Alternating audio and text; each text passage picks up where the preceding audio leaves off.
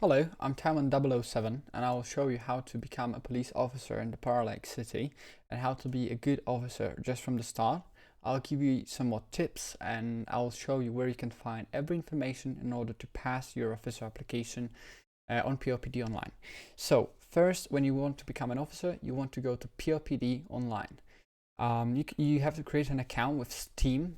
You can do it as a create account, and after that you can log in to the PRPD online site. First, you will see your dashboard screen. This is the PRPD online dashboard. You can see some information here that I'll show you in a minute when it loads properly. All right. You can see your shout box. So here, every registered officer can, say something so every other officer can see it. You can see your recent activity. This will show the promotions, announcements, and medals awarded to other officers and announcements, and you can check them also here. So first of all, this is your profile. You can see a bunch of things here that I'll explain in a minute. And when you want to apply for officer, you go to careers and you find officer here and click on create application. It will show you an application. It will be single choice questions. It will be assessed automatically, so there is no need to ask someone if he can review your application. But first, before you create that application, I would advise you to go to information and resources. There, click handbook. It will pop out in another tab of your browser or even in another window. It depends. It should appear in another tab. And here you can find every information that you want to know before starting your application and before trying to pass it. So in home screen of the handbook, you can see your introduction and policies and procedure link. That will be to the general policies about everything you need to know. This is one of the most important are the microphone usage. You have to have a functioning microphone in order to be a police officer on duty.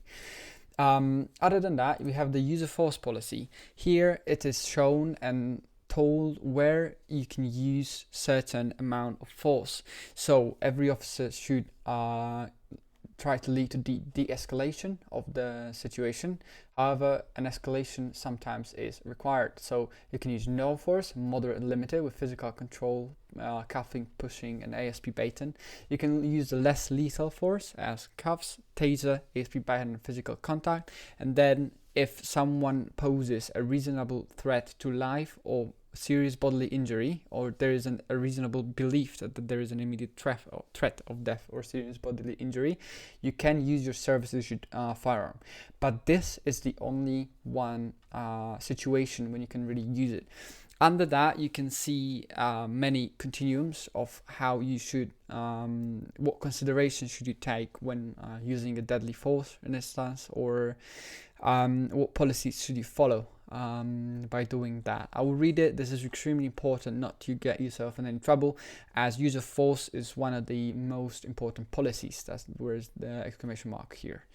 Then in the preface, you have the most important general terms you can learn from Code of Ethics, which is really important as well. You need to stay professional. You have to be accountable for your actions. You have to respect fellow officers, your supervisors, civilians, and suspects. This is important.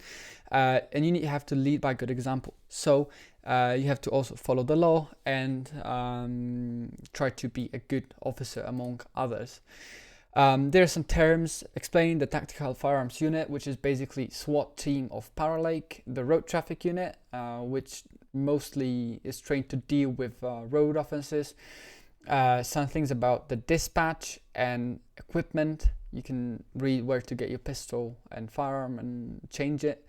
And you get some controls here explained, so you know how to use some features of your vehicle or radios. Then we have the PLPD rank structure. I would learn about these ranks. You always require to follow any order given by a high ranked officer. So you'll be an officer at the beginning. If senior officer tells you to set up a perimeter, or a corporal or sergeant or whoever it's above you, then you need to follow these orders, or you will probably face some troubles. So memorize the ranks here and know how to, talk with any of the officers. You have the organization structure.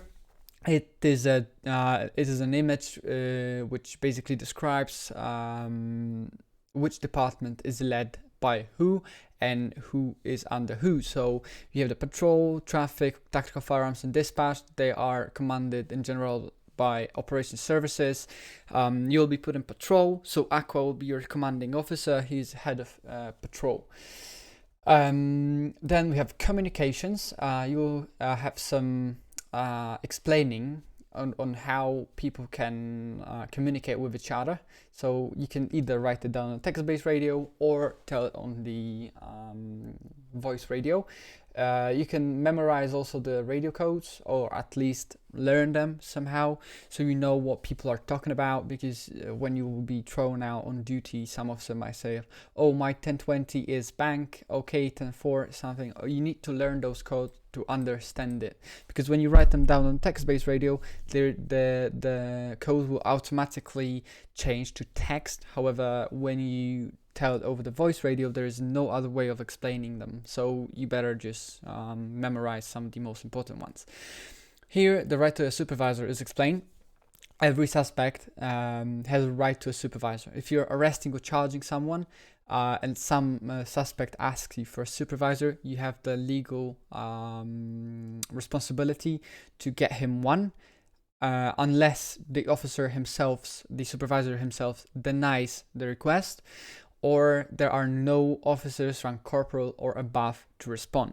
So corporals are not really supervisors, but if there are no sergeants plus on duty, you can get the suspect a corporal, and the suspect can talk to him.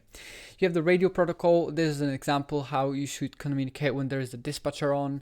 If there are no dispatchers on, just use the voice radio for emergencies only, not to create chatter or talk about irrelevant things on there. Then we have the standard operating procedures. You can learn how to behave in certain incidents. An example, in a traffic stop. If you want to go on duty, I would advise you to read all these standard operating procedures, because you will probably encounter situations like that on the live server. And now when you have this read, you will understand and know how to behave in certain situations. Here you can read about policies that are connected to emergency response and pursuit of a fleeing vehicle. You'll know what you can use to stop the vehicle and when can you use it. You can learn about some techniques that can be used for stopping the vehicle, and as well, what can you do while responding to an emergency. So I would read that if I were you, because, for example, you can disregard certain traffic laws while responding to emergencies. The example of a traffic law you may not disregard while responding to any emergencies or be in pursuit. You cannot go wrong way on the highway. It is extremely important. It might be duty of care misconduct, so it's very, very serious. Do not drive on the wrong side of the highway. Never, under any circumstances. It is completely not allowed. You have the general rules about handling of a suspect. Again, requesting a supervisor, some things about the authority of dispatchers, the performance of duties. So you better read that as well. You'll know why should you carry out your duties and not neglect them. Then you have everything explained of compliance. So a complaint is a formal complaint created by a civilian or other officer who is not happy with how you carry out your duties. You can do it yourself as well by going to internal affairs and create. When you create a complaint, it will go through the internal affairs division. So there is the other division that deals with that. We can see that in the rank structure. So there's the internal affairs division, which is commanded by professional standards, and then you have to find an officer who you want to report, basically. Then fill it out. The best way to do it is having some evidence as well. So this is also important, to have evidence to record your body cam when on the server. I mean your screen, of course, and then to be able to include it in a action request on forums, to a police complaint in internal affairs, or to make a report F6 in the game, because the evidence will change pretty much everything, because it will make it doable to actually charge someone or ban someone, do anything. So read this. It will be helpful for you and for any other people that want to make a report. So this is important. Then the equipment policy. There's a bunch of equipment list here. If you need to learn more about the equipment, I'm sure that I'll come to that in a second. But the general things here, some of them are exclusive to supervisors, some of them are exclusive for road traffic units, some of them for TASER certified officers. So there's the equipment. In document control, you can contact these people if you have any questions regarding the handbook. So after you read the handbook, you can actually go to careers, officer, and create application. Try to apply. I wish you luck. As I said, the application will be assessed automatically, so there is no need to bother anyone about the application. You can repeat your application after 3 hours if you failed. There's no consequences of that, so you can just go ahead and redo your application when you failed. In your profile tab, you can see everything about you, your Steam ID, your badge number, your name, and your in-game name. Other than that, you can see observation reports. These are the reports that are required to get a promotion. So if you're an officer, if you just joined and went on duty and you want to get a promotion, you need to get some observation reports. I have plenty of them. However, how does it work? You have to go patrol with a Corporal Plus. So everyone ranked Corporal Plus will be able to write you an observation report. They will not always agree to patrol with you. Just keep that in mind. Just ask them once. But they will take notes throughout the patrol. And then they will create an observation report on your profile. You'll be able to read it, and then you'll know what you should improve in the future. So even if your first observation report is not perfect, keep that in mind, that if you correct those mistakes in the future, the people who will be reviewing your application for senior officer will know that they correct your mistakes. You can see awards and medals awarded to you, any infractions you have, and you'll not be able to see the notes at the beginning. And then you'll be able to see your table of activity. Here is the activity of any previous months, and here's the activity of this month. So you'll be able to check how many hours you spent on the PD only. Other than that, you can search for any employees here. You can contact anyone useful at the support help desk. If you have any questions regarding your duties as an officer or the application process, you can go ahead and click Office of Operations Services and Patrol. Then your help desk ticket will be responded by someone from the Patrol command, and they will be able to help you and answer any questions of yours. I think this is all you need to become an officer.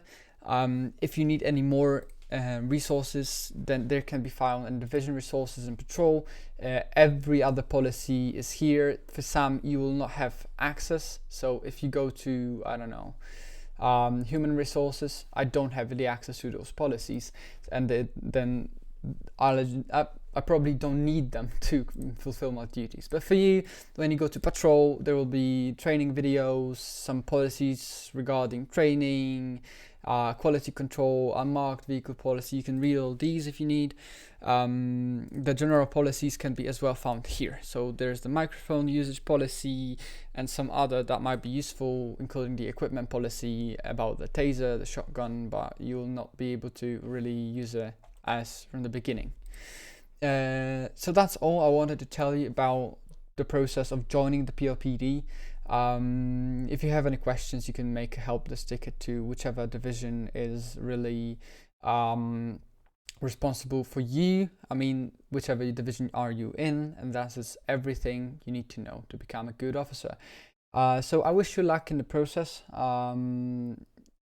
And I guess that's all. Thank you for listening. I hope you will not get into any internal affairs complaints soon. Have a nice day.